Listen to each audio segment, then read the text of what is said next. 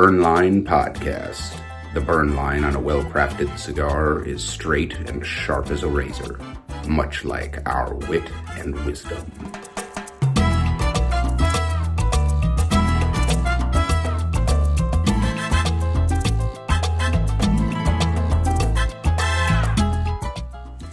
And what is up, ladies and gentlemen, boys and girls, children of all ages, over the age of 21, you are listening to Burnline Podcast, coming to you not live from the Hot Box, the smoky back room where deals are struck and fortunes are made, adjacent to the Phoenix Lounge, nestled amongst the complex of rooms that comprise Tobacco on Main Street, the only Tom Cannon Lounge in the world. The one and only. I'm your host, Johnny Midas. And I'm El Fumo. I'm Tom. Hi, Tom. And we are smoking, joking, talking, wrapping up the year. This is the final episode for 2025. Merry Christmas and happy holidays to all of our friends out there.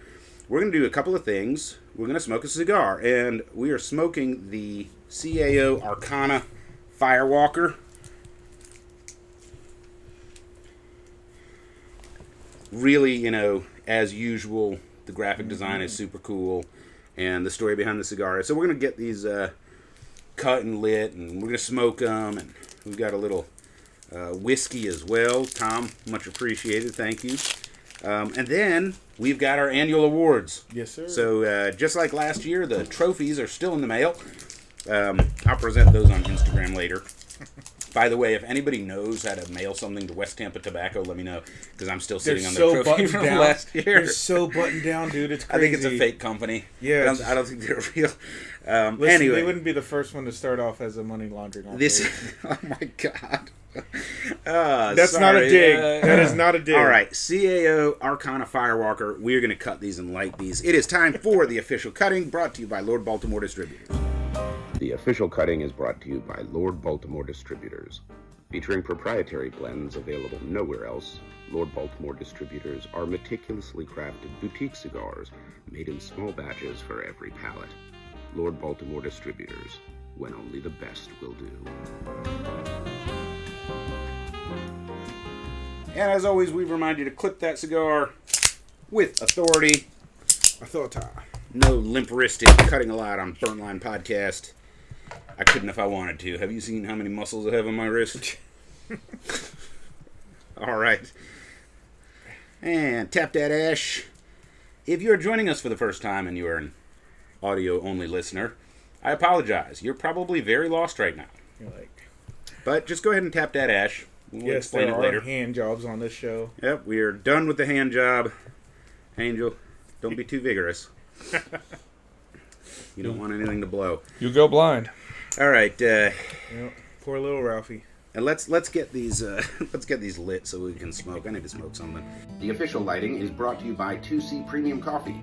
Keep your day fueled with delicious coffee from 2C Premium Coffee, featuring select beans from Bali, Kenya, Ethiopia, and around the world. 2C Premium utilizes continual roasting, so you are always getting a truly fresh cup of premium coffee. 2C Premium Coffee, morning made us. And as always, we remind you, toasted, not roasted.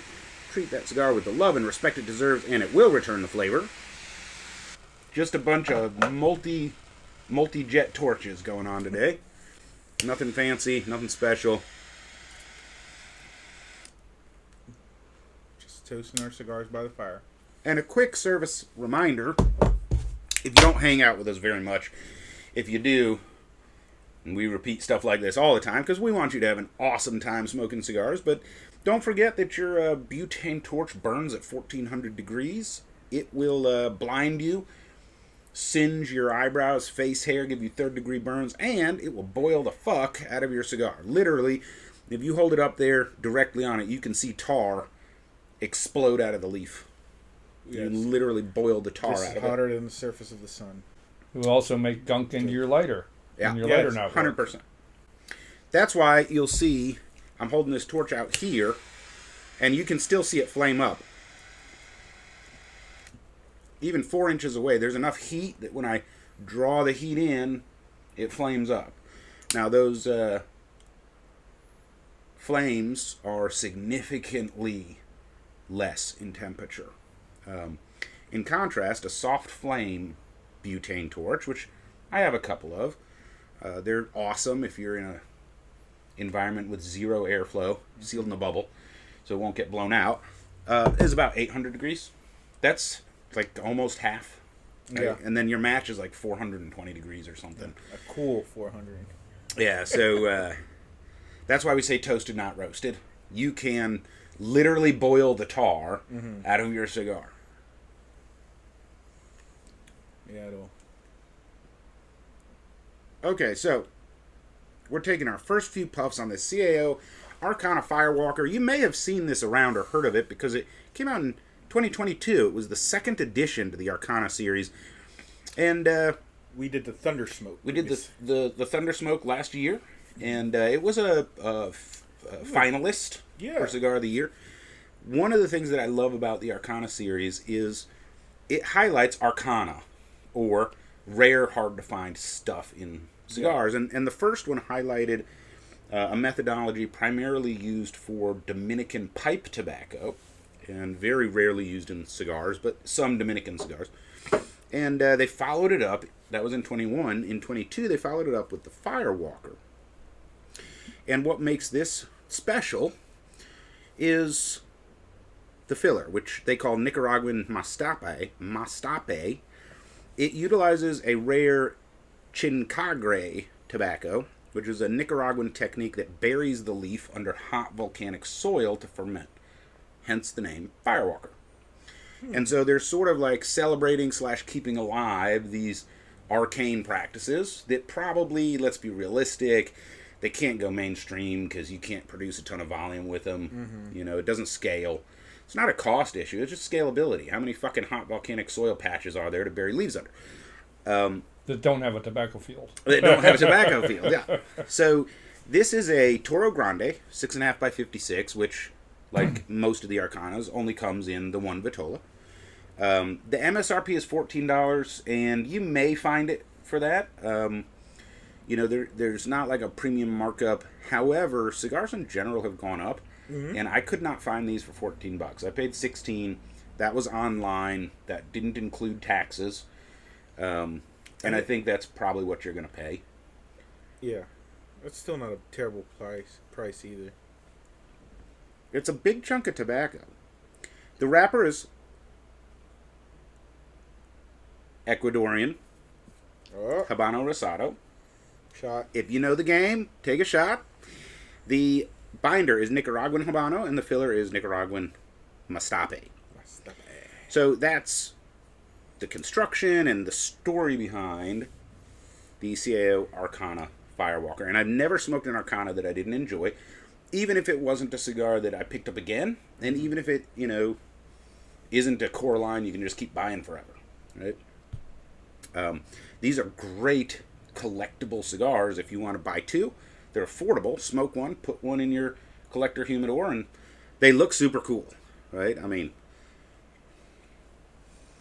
what would you call that? It's the Arcana logo is the same backwards as it is forwards. Same backwards as forward. What is that? Like, it's gunmetal? Almost? Almost, yeah. Like I like that color so much. With this embossed orange Firewalker Arcana series, and then the black Arcana in like Gothic script. I thought I had the other wrapper in here. I have this one. It's not that one. Yeah. Love it. Yeah. Just love it. Yeah, I don't like that it covers so much of the wrapper. Yeah, it's similar to the Thunder Smoke. I mean, because it is the same series. Yeah, the Arcana series, yeah. Yeah. But yeah, the colors, the graphic design, really cool. This is a badass looking cigar. Yeah. And that tobacco previously came from the Victoria Falls. And yes. The Congo? Yep. Congo. Anyway, so we're a quarter of an inch in. Yeah. Eighth of an inch, quarter of an inch. Let's go around and do some tasting notes. I'll start with just one note. Surprisingly sweet, but it's like sweet hay, sweet grass, something like that. Not sweet like, sweet Sugar tip or sweet, something. Yeah. Sugar cap. But it's very noticeable and pleasant. Angel? Yeah, that's what I'm getting, some sweet grass. There's like a walnut to that sweetness, though, right at the end. Like the bitter kind of walnut? No.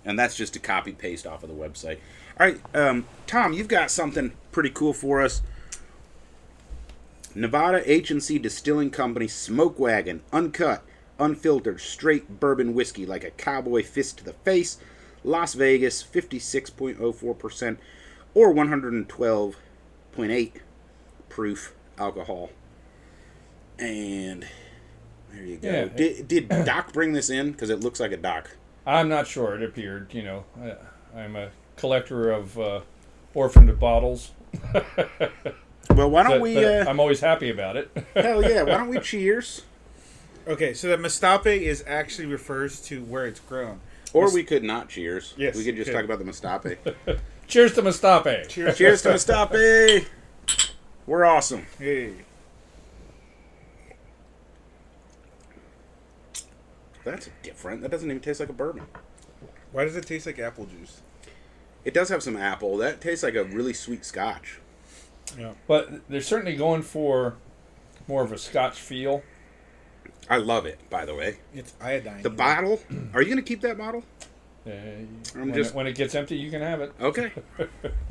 I will take it because I'm going to turn that into a lamp. That is a gorgeous bottle. I'll put some LEDs inside it.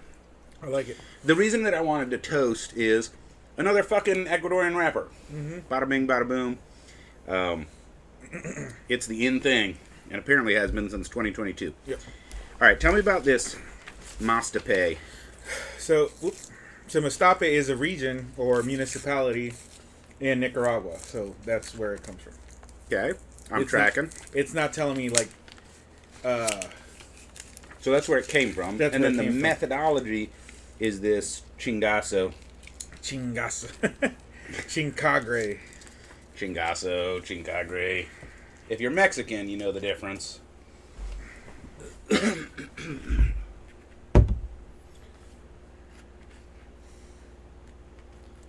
Not tobacco tax, you weirdo. That's what Des calls you when she's fed up with you. That's all the time. Chingazo. To say where in It's- Nicaragua Mastape is. Yeah, it's in Nicaragua. To Nicaragua. No, it's literally just the method, and I'm guessing it's just either colloquial, and it's the method that they use to ferment this, and it's just, Yeah, it's probably a transliteration yeah. of a local dialect term or something. Okay, so we are smoking the CAO Arcana Series Firewalker, and we are pairing it with Smoke Wagon. Straight, uncut, unfiltered, unsanitary Wild West whiskey. And my band came off without bothering the cigar, but it did bother the band. Which, Yeah. once in a while I like to save bands. And This is one I would save if it yeah, could come because off. this was, I always collect them with the notion of I'm going to build a mosaic. And the thing about it is you better like red and gold because that's 99% of the colors of cigar bands. So when you get a different color one, you're like, woo! And then that happened, and I'm like, mother. You know, you need one of those paper choppers and just cut, because it repeats itself. You can cut Yes. that part off and still use it. All right, so to answer your question, Managua, Okay? It's the airport. Mastape, right below, Okay. the Lago Cuquibolca / Ometepe down here. Okay, and so Condega on that map would be here? A little bit. Like, Anyway, yeah. So. now you're in We the have to ocean. flip this for Yeah, our I know. audience now. Think of it in reverse. Yeah. Stage left. Stage left. That's Yeah. right. Correct. Stage left. So. Okay, so... Mastape. Oh, Managua- okay, so it's just due west of Grenada. Yeah. Okay. Something To the happened west, there a long to time the ago. to the west of the Big Lake. Yeah. It's on the. It's basically like northwest. of Ometepe. Okay, Yeah. gotcha. So yeah, Condega would be way over here then. Correct. I was pretty close. Yeah. So, all right. There's our geography lesson for today. All right, I am starting to pick up some different notes.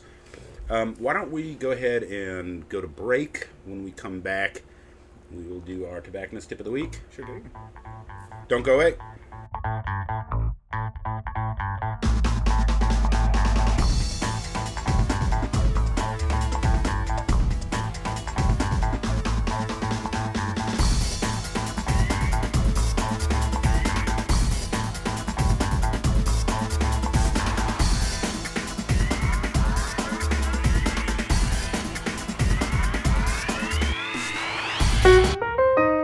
And now your tobacconist tip of the week with Angel Solorio. All right, and we're back. Tobacconist tip of the week. So, I'm glad this is happening. So if you know, well, it's not. Oh, there we go. This jet, you see how it's kind of fluttering? Yep.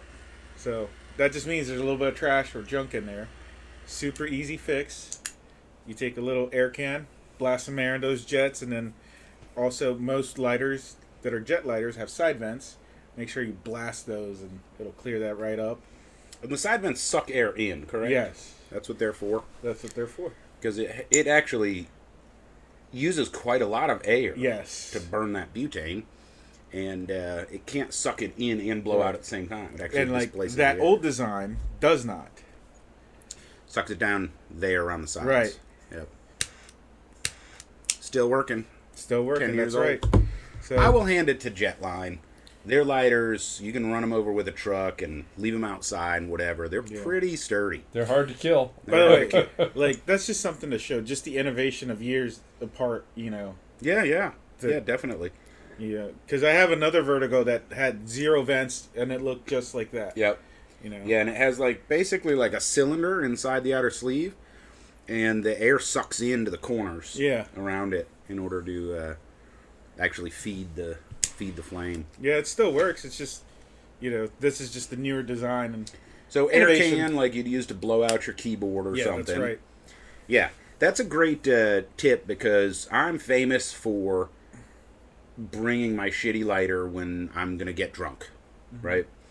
The benefit of my DuPont is because of the design, you have to like intentionally foul it up, Right. right? But I don't take a $2,000 lighter to go get drunk, right? And so what ends up happening is I'm less careful with my cigar when I'm happy, really happy. And I end up ashing in it and all kinds of bullshit. And it's hilarious at the time. And then the next day it's like, Yeah. you know. And the other thing when you're lighting these, you know, especially if you're relighting, it usually doesn't happen on the initial light, but on the relight. So I think, okay, we're going to do a little physics here. It's called Bernoulli's principle, correct? Whoa! It's pronounced Verneuil. Verneuil? But yes. Okay, so there's a little bit of Verneuil going on. Basically what that means, because the jet is going, and once the closer you get, there's like a vacuum effect, and it is sucking that ash right into the jets as it's shooting out. Google that. Another little thing you can do while you're burning off the excess gunk, take the height of the flame adjuster up and down all the way a few times. It busts out little particles that will then hopefully burn up. Helps extend the length of your lighter. And also, it doesn't have to be lit. If the light isn't catching, just keep the gas going in and out as you turn it up and down, and it blasts stuff out. I've also done it. I don't recommend it. Don't try this at home. I'm a trained professional. I'll squirt it with some WD-40. Then light the bitch. Yeah. Oils it up and burns it at the same time. That cleans it up fast. And you got to burn all that WD-40 off. Yes. Right? Absolutely. And you can, accidentally set yourself and everything around you on fire. So I'm sure there's a YouTube video of it. I'm sure there is of someone burning their house down. And then if you want to know Verneuil's principle, what I'm talking about, you can YouTube that as well. Sure. Not to be confused with the Venturi effect. Correct. So, Which, if you're into physics and automobiles, internal combustion engines, you know that inducing laminar flow is the single most difficult task for an automotive engineer. Because if you invoke the Venturi principle and get your air swirling, well, get a funnel, pour something in it and swirl it, and what you'll find out is the liquid is moving very fast. It's just moving in a fucking circle. It's not moving that way. right. And so you can't get enough fuel-air mixture into your engine. I worked with a sort of a family friend, and they had a shop that would weld shapes into the intake manifolds. I think he was a race engineer for Porsche originally before he opened his own thing. But he would put these shapes in the intake in order to induce laminar flow. That has nothing to do with cigars. So we're smoking the CAO Arcana Firewalker. This 6.5 by 56 Toro Grande beast. This is a lot of stick. So I've got big hands. 5 inches left, and we're 25 minutes into the show. Let's go. Right? By the way, all of the bands came off fine. No damage to the wrapper, but damage to the band, as Tom lamented previously. Again, MSRP of $14. You'll probably pay a little bit more than that. Ecuadorian Habano Rosado wrapper. Cheers. Woohoo. Nicaraguan Habano binder. Nicaraguan Mastape filler. Interesting because you don't hear that region advertised a lot. Never. But this has been fermented with the chincagre. We are an educational show. Technique, of course. So Buries the leaf under hot volcanic soil to ferment, and it has some really cool flavor. I think the overall flavor is unique. I love it because it's different, and I've smoked so many cigars, which is why we wanted to share it with you guys. Why don't we talk about our flavor experience right now? Okay. And then I have a note to add for that Chicago after. I feel like it's very Cuban-esque. It is. In that it tastes lighter, a lot lighter than it actually is. This is kind of clocking in, I'm going to say like a 6 to a 7 power. But this is smoking straight up like it's a 3.5 to a 4. Yeah, I agree with that. I agree. Yeah, it's very... Which is fun, because that means you're in for a surprise. Yep. Yeah, so far both powers for me, the Nicaraguan and the nicotine and the overall strength is, I'm sitting at a 5. I think I'm at a 6.3. By the way, anybody who believes that strength should be represented in whole numbers, you're just wrong. So, Dave Garofalo, sorry. But cedar and sweet hay is primary flavors. Now, something that has crept in is a citrus. And I feel like it's a result of it saturating my tongue a little bit. And then, in addition to the crushed red pepper flakes, there's just some table pepper in there now. Just some regular black pepper. A little bit of white pepper flakes. I think so. And a lot of it depends on where you put the smoke on your palate, with the retrohale. Yeah, you move the smoke around, man. You can change it. Yeah, you can. It's very, very. It's like cool. a very enjoyable salad, and it's rare that I'm going to say that. I'll always eat salad, but it's rare that I'm actually going to enjoy the salad. This is a very enjoyable salad, just because of all the different flavors and textures coming at you. Yeah, and it's like this forkful has a tomato, this one doesn't. This one has some onion and cucumber. Yeah, it's similar. There's no onion and cucumber flavor in here, or tomato for that matter. It was a metaphor. Yeah, I can taste the Thousand Island. It was a it was a salad metaphor. All right, so it's time. You guys have been waiting for this all year. Don't act like you haven't.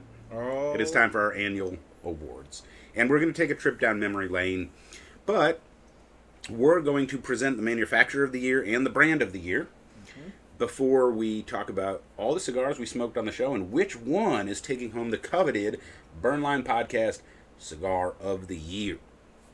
And for manufacturer of the year, this is a manufacturer that has stood out for something special, going above and beyond. Sometimes it's growth, acquisition. Sometimes it's a new company that kind of put themselves out there. Last year, it was Boofy, baby. Boofy. Matt Booth, Room 101. They completely rebooted and really did something awesome. Man, they came out swinging. They came out swinging. Some really great blends. And this year, our Manufacturer of the Year award goes to, insert drumroll sound effects, No, I mean, I actually have sound effects I can insert later. I'm feeling Christmas vacation. Manufacturer of the Year, Oz Family Cigars. Hey. So big shout out to the Osgener family for moving to the next chapter for their family in the cigar industry and starting the Oz Family Cigars brand. Yep. They released a banger of a stick, the Caratoba, that we smoked on the show. The Krakatoa. A candidate for Cigar of the Year, actually. Yeah. So great job, Oz Family with, or Osgener family with Oz Family Cigars brand. Yeah, you got to be careful because now it's literally two branded names. Technically. So great job. And that brings us to brand of the year. Now, a brand is not a manufacturer. A brand is a brand. And last year it was the West Tampa Tobacco Red brand because they did such a great job. Oh, yeah. On social media and everything, letting the world know we've got a new brand. And this year, our brand of the year winner is Opus X by Fuente. They do marketing? They do marketing. Boy, do they do marketing. We smoked 3 Opus X's this year. We smoked the 20th, God's Whisper. We smoked the La Sociedad, the beautiful art presentation, and also one of the best cigars Fuente's ever produced, frankly, in my humble opinion, and the 25th. The 25th was gorgeous. Yes, the Presidente in the tin that opens up and presents the cigar to you. And the box itself, like the actual humidor with the key. Yes, I showed that off on the show. Yeah. Yep. Fucking went all out on presentation. I think that Fuente's Opus X brand really deserves to win this year. They've done a great job, and shout out to them. Obviously, it's working because not only do they sell every stick they make in the series, but they're immediately marked up. Oh, I mean, yeah. just immediately. So I don't know how Fuente feels about that, but that is the marketing they've created.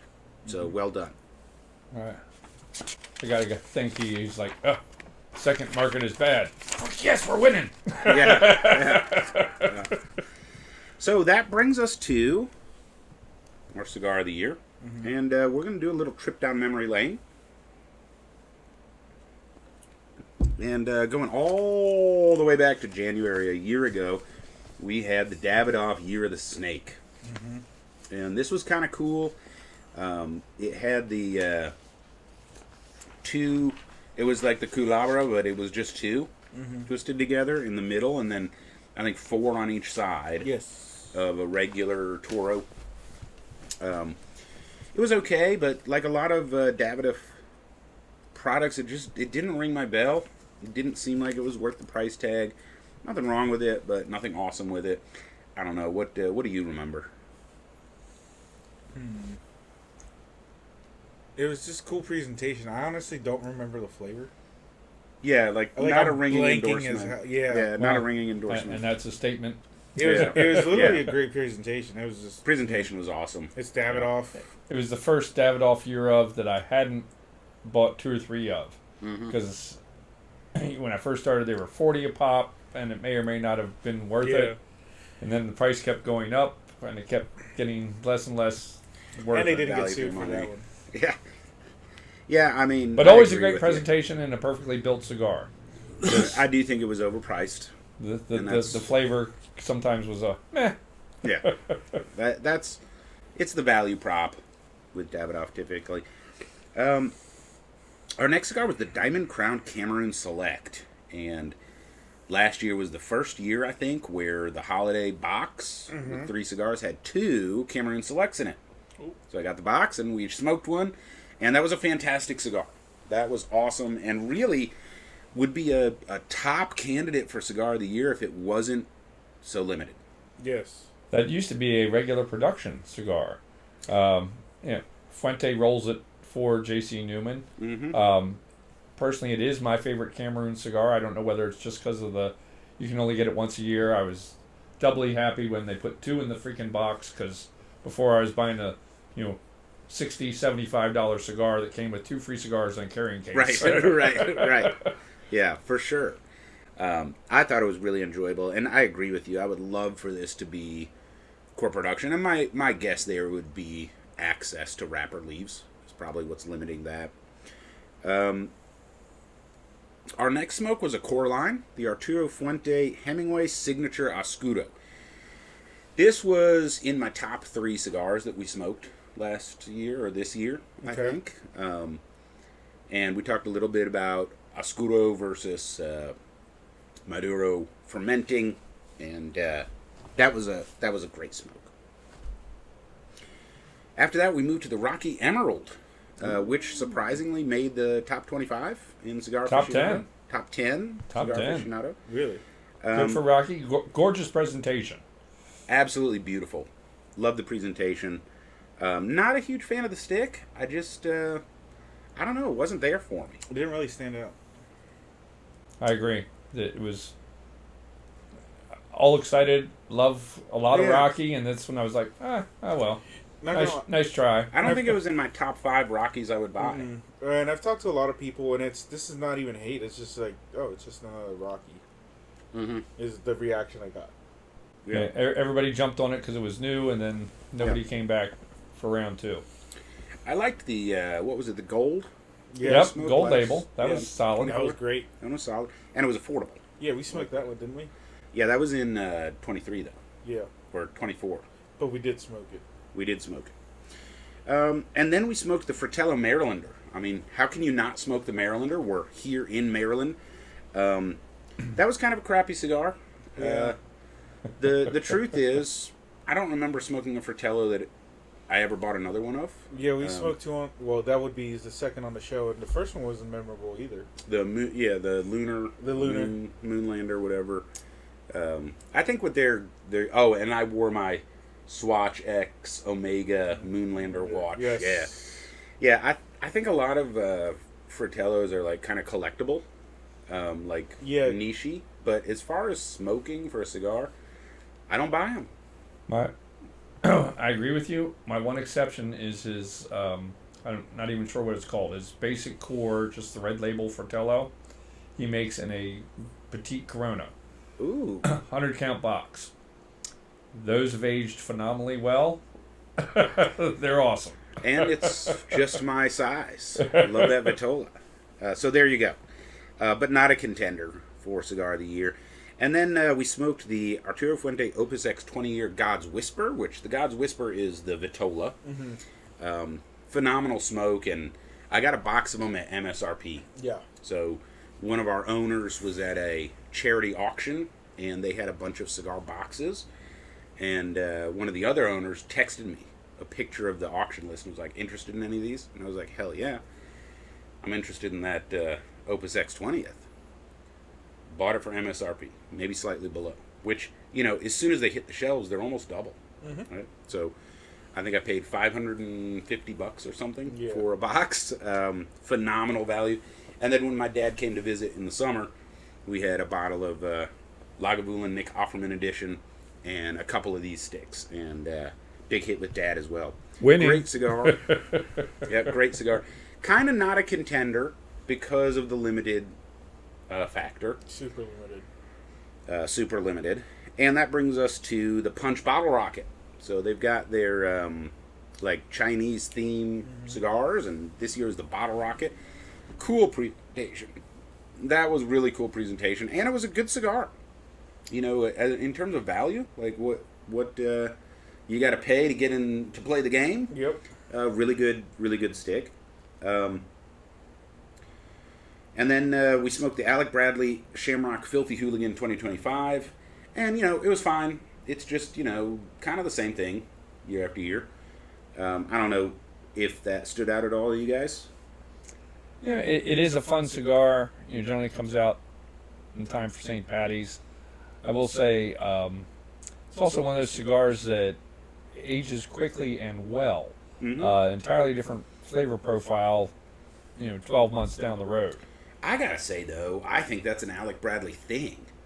I can't remember an Alec Bradley I had where I didn't stick it in my humidor for 3 months, 6 months, or more, and it's a different cigar. I've had cigars that age well, but I've had some that don't change at all. Throw a Fuente in there, a year later, it's the same fucking cigar. Yep. And then I have some that, but the Alec, it's like a different cigar.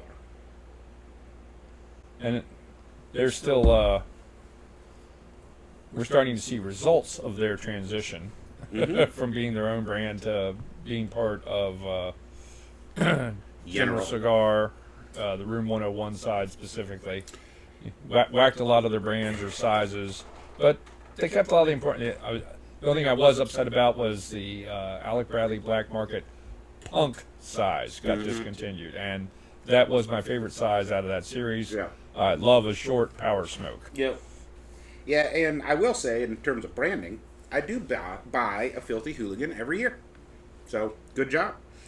And then we smoked another Arturo Fuente, the Opus X Edición de la Sociedad. And I'm pretty sure this is the best, most artistic presentation I've ever seen on a cigar. You know, this is very subjective, so, you know, I don't expect everyone to agree. Absolutely beautiful. I forget the name of the artist that they brought in, but drop dead gorgeous. And it was a phenomenal cigar. Probably too overpriced. Again, not really a contender because of the limited edition factor. Yeah. And speaking of, we smoked the CAO Amazon Basin. Always loved that cigar. And the truth is, since 2020, I think, I've bought a box every year. I just always buy a box of them. They're good. And they're affordable. Yeah, they're affordable. I can buy a box. They're what, 12, 14 a stick? Something like that, yeah. For being a limited. Yeah. I think CAO does a great job with this. I liked them a lot better when they were 8 a stick. I liked them better when they were 8. That's the whole industry. But they did well there. And I think that one could contend for Cigar of the Year because it does come out every year. And they're slightly different. Yeah. But it's the same tobacco. And, you know, it does taste like an Amazon Basin. They are always slightly different. It's a different crop every year. But it's the same tobacco. So then after that we smoked the Bandolero Premium, and this was a complete dud. We did not like this cigar. It was grossly overpriced, and you know, I hate to say it, but it was just a miss, and there was a lot of buildup. It's an expensive cigar. It's a, you know, a famous blender, you know, premium line, and just didn't hit. I love all of his other brands to death. I've smoked 2 Bandoleros, and both time I didn't finish the cigar, but I keep thinking, I feel like I'm in the minority that it's going to hit this time. And I have, I don't know, 7 or 8 of them now that are all very well aged. Yeah. Because I bought them with the notion, well, everybody loves this cigar. What's wrong with me? Why am I smoking at the wrong time of day? Yada, yada, yada. So I'm still trying to maintain an open mind, but I do try to be open-minded. But if on the third go, if I don't like it, it just wasn't good. Then I'm giving them away. It just wasn't good. Then we smoked the Artesano del Tabaco El Pulpo, which we really look forward to because the Viva la Vida, if you like strong cigars, that is a delicious, delicious smoke. And what is it? Gus and I forget the other guy's name, Fuquay or whatever, from New York. Of course, they had their own tobacco shop, and then they started Artesano del Tabaco, and the El Pulpo did not disappoint. No, it was good. The steampunk octopus graphics were really cool. Did not taste like seafood. Did not taste like octopus one bit. They lied. I don't know. Did we ever figure out where the branding came from? No. I think they were just like... The octopus. The octopus. It's all good. I had a box that was gone in 3 days. I believe it. I believe it. And then guess what we smoked after that? Another Arturo Fuente Opus X. This was the 25th Perfecto, and I will say that this has the most unique presentation I've seen yet. That little tin that presents the cigar as you open it, top notch. I do wish it wasn't wrapped in cello, because when you take it out of the cello and present it, it looks way better. Delicious, beautiful stick. Again, not a contender. It's overpriced. It's super rare, you know, hard to find, and I don't think you can get them anymore. They did release another Opus X25. This one is just a regular torpedo. I think Fuente's going to keep trickling out just little chunks of this blend, and they're all hard to find, overpriced, etc. But great cigar, and this is one, man, if you collect cigars, you have to have this cigar. You just have to, just for the tin, right? And then we smoked something a little different. And this was, I think, our first recording here at Tom's. This was the Drew Estate Brothers of the Leaf Lancero. Oh, that was awesome. It was amazing. It had, 4 years of age on it? Yep. Something like that? Far and away the best shape of the whole bottle series. Yes, absolutely. And they weren't that great when they came out, although the Lancero was the best. After you age them, really great smoke. And one of the reasons we smoked it, a great example of the kind of stick you can get at Tom's that you just can't get most places. Mm-hmm. But Tobacco on Main Street does have out-of-print limited edition sticks. And also Lancero, capital of the Eastern Seaboard. And so this was a great, just a great choice to highlight what's available here at our new filming headquarters, Tobacco on Main Street. Thank you, Tom. And then we smoked the CAO Fasa Sombre. And the sad thing about this is, as I was going through the cigars that we smoked this year, I couldn't remember it. I just couldn't remember anything about it. And that says something, Yeah. A lot of these, I'm like, I remember I don't remember the branding. I don't remember the packaging. I don't remember the taste. It's on its best day, it's just a solid everyday smoke. It's a great price point. It is still one of the few that's under $10 nowadays. Other than that, you're correct. Not memorable. Yeah, apparently not, or at least for me. It wasn't terrible though. No, it wasn't. I remember terrible cigars too, right? God. And that brings us to the Plasencia Alma del Cielo, which was a delicious smoke. And there was a few things that we really liked about it, besides the beautiful presentation and the expected, it lived up to expectation, but expectations are high, deliciousness of the smoke. Yes. And that was, it's available, it's a core line, and it's not overpriced. And in 2025, those are pretty high marks. We had a lot of special editions. We had a lot of $20 plus cigars introduced, and we had a lot of special editions. So the Plasencia Alma del Cielo kind of hit all the notes we're looking for. And then we smoked the Perdomo Legacy, and this is an addition to the core line, which is super cool, and of course celebrating the legacy of Perdomo. And it was a really good smoke. It was. It was. Tom and I were just lamenting there hasn't been a Perdomo on the Cigar Aficionado Top 25 like ever, which is ridiculous because they definitely deserve to a few times. And I think this is one of those times. This was a really good smoke, and definitely in the running for Cigar of the Year. Affordable, accessible. Where do you go that you can't find a Perdomo? Right? And available in their usual 3 wrappers. They do a great job with keeping it simple, color-coded, all of that. So shout out to Perdomo on the Legacy.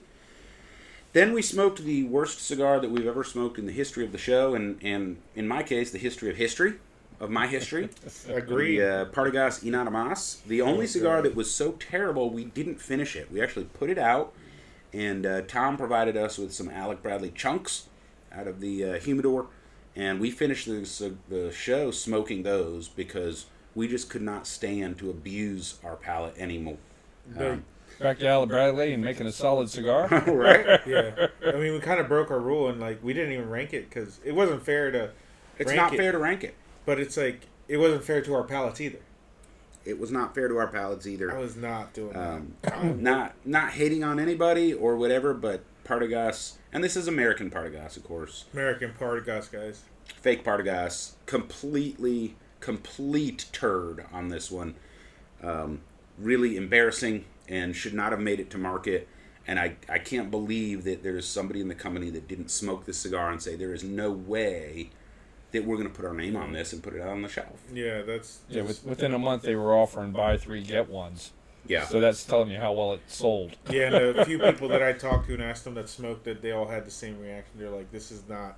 They've all smoked non-Cuban Partagas, and they're pretty... Non-Cuban Partagas is pretty decent. Yeah, they're pretty decent. But this was just fucking ridiculous. They're like, there's no way they put this out. It was bad. It was bad. So, not in the running. Now, after that, we had a very enjoyable cigar, the A.J. Fernandez Nasser the Goat. And this was produced for a specific cigar shop and now sort of made available, not everywhere, but, sort of nationwide to limited retailers. And it was pretty fucking delicious and kind of what you'd expect from an AJ cigar. A little strong, a little spicy, a little delicious. Made the top 10. Made the top 10. It did. Of Cigar Aficionado. All that means is that he got his money bags in. Real quick. Do I have to edit that out later? No. Real quick, though. But it deserved it. I just looked up the Inada Mas. You can get a box of 20 right now for $128. It has dropped significantly in price. So $6 a stick. What did we say? 10 or 12 when we smoked? It was like $11. Yeah, no.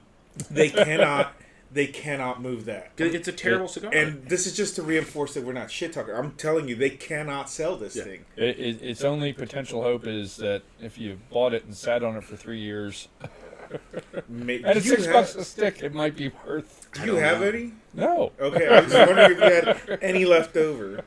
Well, I never had it to begin with. Like the branding was pretty cool. The packaging was pretty cool, and I was like kind of excited about it. And I expected it to be mid. I was 80% certain I was going to order it, and then we smoked it, and I'm like, no. Yeah, 100%. We saved you some money. Yeah, 100%. As a retailer, I always try to be a consumer first, and if I can't, even if it's not in my palate, explain why somebody should enjoy this cigar. Nobody should enjoy that cigar because it was not enjoyable. All right, that brings us to the Leaf by Oscar Broadleaf. And this one was a little disappointing because I think we agreed that it was our least favorite of all the Leaf by Oscars. What is that? What is that wrapper? Criollo. Mm-hmm. The Leaf by Oscar Criollo, wonderful cigar. They have I like all of them. But the Broadleaf, it disappointed. And it didn't even have it didn't bring to the table what I would expect from Broadleaf, which is strong, robust flavors. So it missed on that. It's not like, well, I didn't like it because I don't like Broadleaf wrapped cigars, which I do. Foundation is amazing, and they're famous for that. So a little disappointed there. Glad that they were expanding, but I think they missed on that one. And then we smoked the new Aging Room Cuatro Nicaragua Concerto. So they had the Aging Room Cuatro Nicaragua, Aging Room Cuatro Nicaragua Sonata, all these musical terms. We smoked the Concerto. It's such a mouthful. For all of you guys that can't keep track of this shit, it's the Turquoise Band. Yeah. It was great. It's a mouthful to say. It was great, like all of the Aging Room Cuatro series. And the Cuatro Nicaragua being my favorite. Yep. Of the series, and this is a riff or a play off of that one. Made the top 10. Did make the top 10, and probably deserved it. This was a really good cigar, and in the running for Cigar of the Year. It's affordable. It's a great cigar. It's a core line. It's available. So shout out to Aging Room. Then we smoked another AJ, the Decenio. And this one reminded me of the New World Dorado. The gold one. Mm-hmm. And unfortunately, the reason it reminded me of that was not being as good as the other AJ offerings. Nothing wrong with the stick. It was fine. But that was also a little bit of a problem. It was just fine. And AJ has some sticks like the New World Cameroon that just are really good, affordable, approachable. They're on every shelf. And then this one it wasn't as good. It was like glad I tried it. Next. Yeah. When I go back to buy another AJ, it's not going to be that one.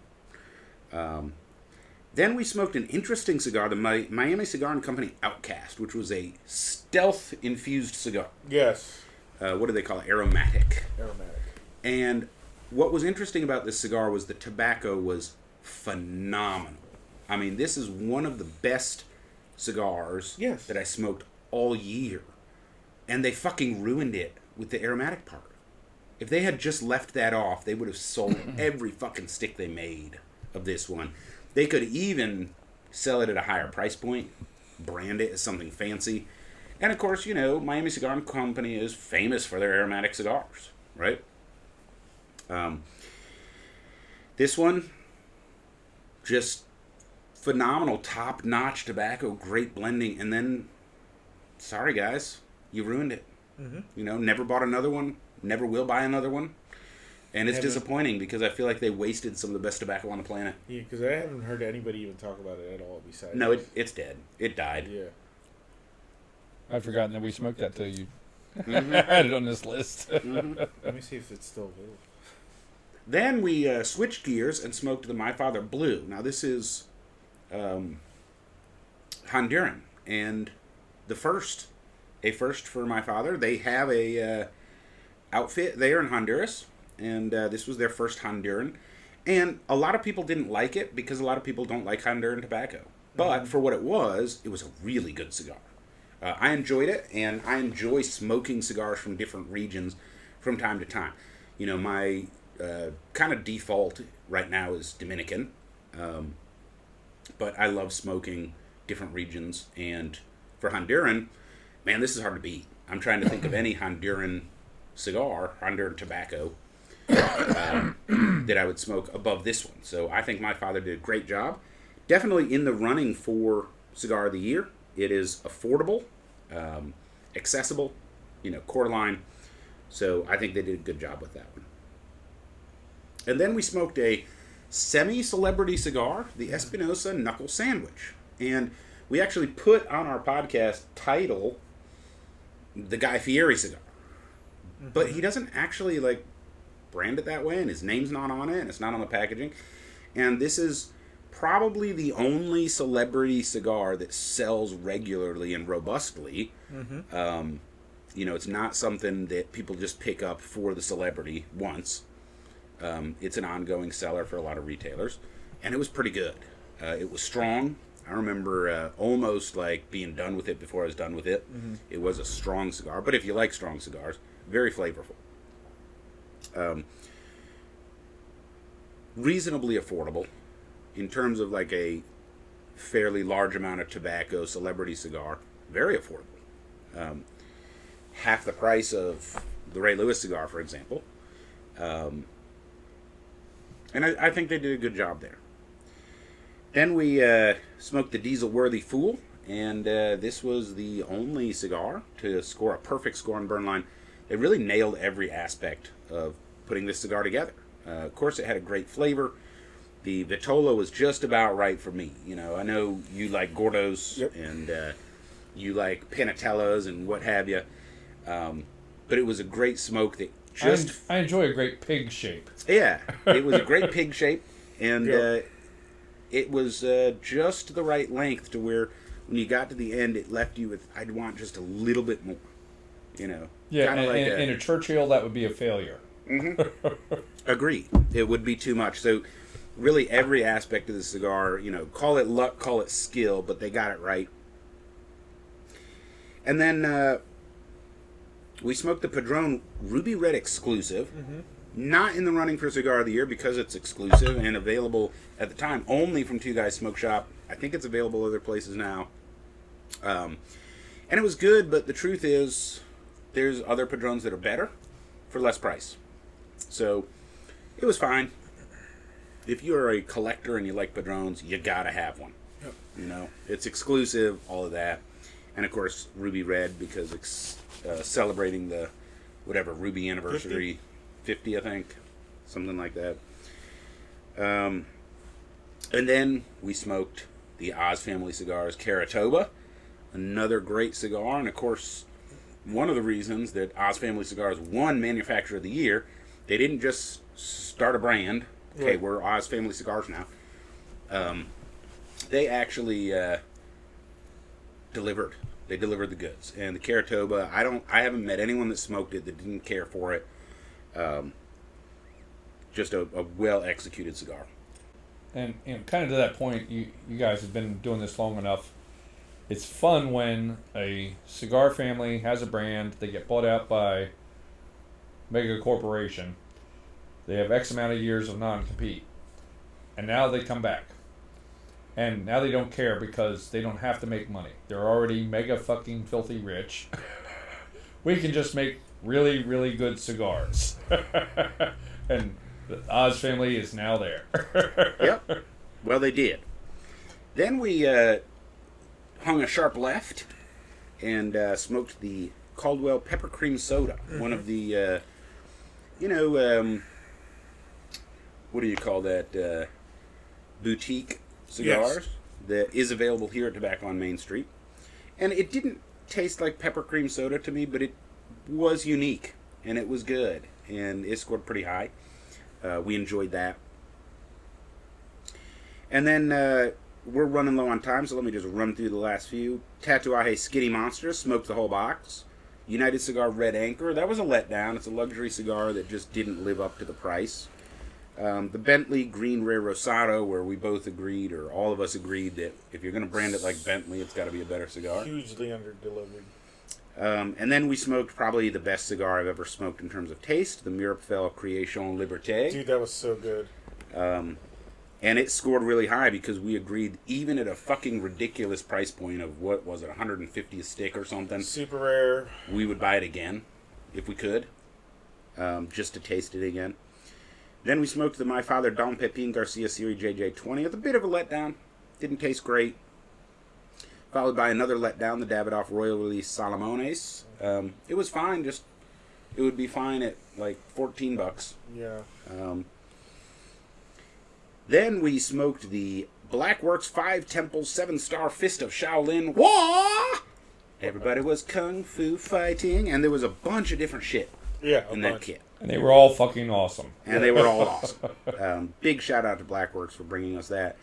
Then we smoked the Trinidad Espiritu Miami. Also had a really high score. They just did a great job. It was a great smoke. And then, of course... It's a sleeper, but it's a limited edition. So... Get it while you buy can. it while you see it. Yeah. And we wrapped up with a Cuban. We try to do a Cuban episode every year. And, of course, not in the running because Cubans can't win. Monte Cristo Double Edmundo. Double Edmundo. Good cigar. Classic Cuban. Not worth the price, but kind of is, for us in America when you can just rarely get your hands on it. Nice trip down memory lane. Nice trip down memory lane, which brings us to the cigar of the year. Drumroll, please. Presented to Plasencia for their Alma del Cielo, a delightful offering, reasonably affordable, available on shelves. Great job, Plasencia, and thank you for bringing us another wonderful core line product. Seriously. All right, so we're basically over on time, and so we're going to go ahead and rank this cigar, even though we're only halfway done. It's fine. CAO Firewalker. Let's go ahead and start with presentation. I know what I've got. What have you guys got? I want to give it a 9. Dude, it's just same as the other Arcana, but it's still a cool presentation. Okay, Tom? I'm going to throw it an 8 because, and from the retailer aspect, the box is a pain in the ass. It takes up the space of 2 boxes, but it's 1 box of cigars. It is eye-catching, no doubt. It does what it needs to do, but when you're always fighting for shelf space, and the box takes up twice as much space as it needs to. Yeah, and how many cigar humidors have you been to, cigar shops, where they had extra space? Name one. Yeah. I'll wait. Right. So, to make it conform, you're ripping off the lid, which then ruins the marketing, yada, yada, yada. Name one. I'll give it a 9 as well. Great presentation there with the limited drawback, for shelf space. That brings us to construction. And usually we start with a 10 and start taking points off for construction. And mine was perfect. Draw is perfect. Burn is perfect. No issues with the wrapper at all. The band didn't stick to the wrapper. How about you guys? Yeah, it's pretty good. The construction... I got this little pop here, but I'm pretty sure it's to what you stated at the beginning was you don't know how these were humidified. No, I got to take a point off for that. You're also losing wrapper. I know there's a little user issue there, but it should be more robust than that. Tom? I'm starting to get a little bit of wrapper popping up at the edge. Not enough that it's impacting it in any negative fashion, but We'll call it a 9. Yeah. All right. Yeah. So that's an 8. Take off 2 points. And that brings us to price. So at an MSRP of 14, I give this like an 8. You might not get it at that MSRP because I think they established that in 21, which is why they're 16 now. So I'm going to go with a 7 for this amount of tobacco. I think it's a great deal. I'd buy it again at this price point. Yeah, I have to agree. Agreed. Okay, that was pretty easy. Okay, so that brings us to flavor.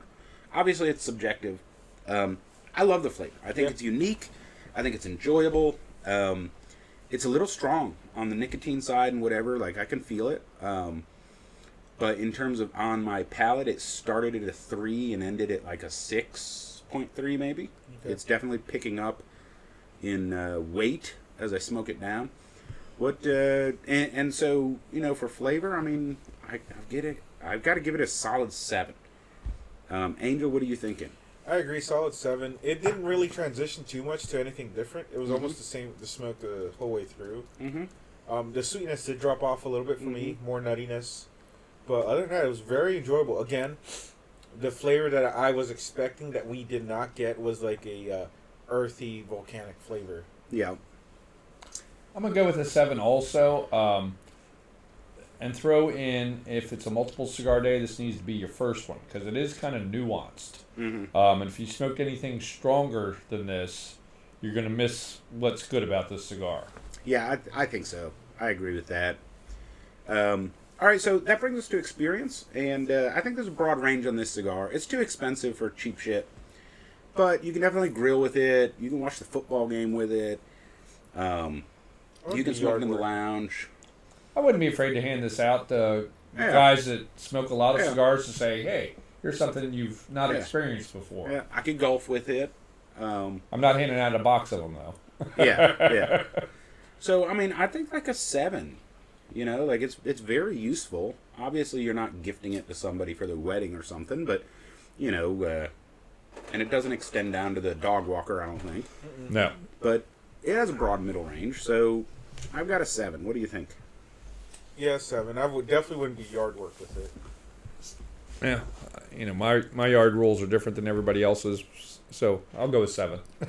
Okay. Well, that brings the total score for the CAO Arcana Firewalker to 38. Great showing.